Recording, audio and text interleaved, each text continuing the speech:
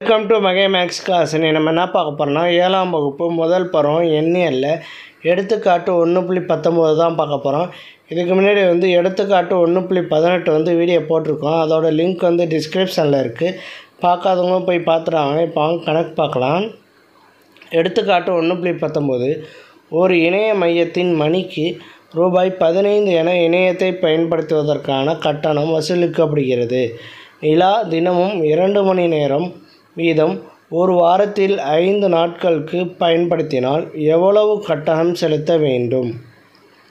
ஒரு இணைய மையத்தில் மணிக்கு ரூபாய் 15 ரூபாய்னு கட்டணம் வசூலிக்கப்படுகிறது.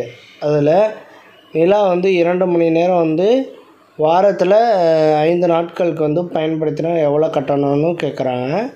ஃபஸ்ட்டு 1 மணி நேரத்திற்கு எவ்வளோதுன்னு கண்டுபிடிக்கணும். ஒரு நாளைக்கு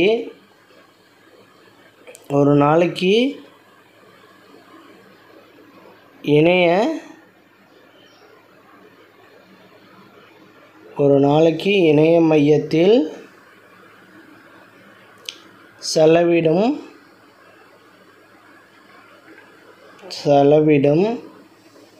நேரம் ஈக்குவல் டு 2. ஒரு நாளைக்கு நிலா 2 மணி நேரம் செலவு பண்ணுறா.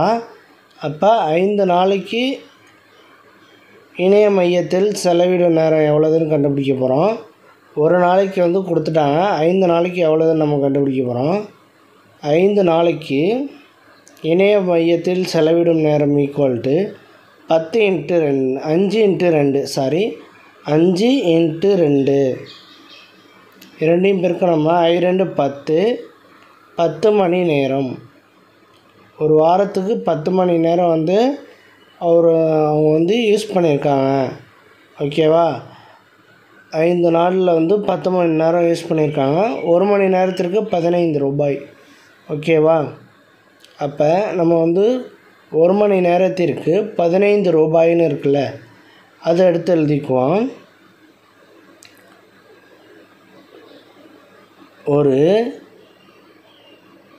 ஒரு மணி நேரத்திற்கு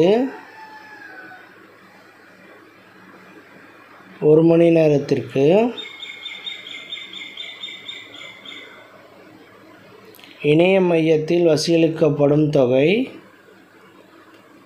அப்படின்னு எழுதலாம். 1 மணி நேரத்திற்கு உள்ள தொகைன்னு கூட எழுதலாம். உள்ள கட்டணம் எது வேணாலும் எழுதிக்கலாம். 1 மணி நேரத்திற்கு உள்ள கட்டணம் 15 ரூபாய். அதே 10 மணி நேரத்திற்கு எவ்வளோ கட்டணம் கண்டுபிடிக்க போகிறோம். 10 மணி நேரத்திற்கு உள்ள கட்டணம் ஈக்குவல் டு 15 × 10. 15 × 10 equal to 150. மொத்த கட்டணம் எவ்வளவு கட்டணம்? நிலா 150 ரூபாய் கட்டணம். மொத்த கட்டணம் எவ்வளவு? 150 ரூபாய். மொத்த கட்டணம் ஈக்குவல் டு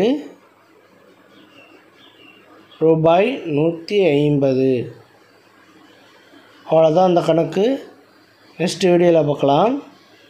இந்த வீடியோ பிடிச்சிருந்தால் லைக் பண்ணுங்கள், ஷேர் பண்ணுங்கள், சப்ஸ்கிரைப் பண்ணுங்கள், அந்த பெல் பட்டனையும் கிளிக் பண்ணுங்கள்.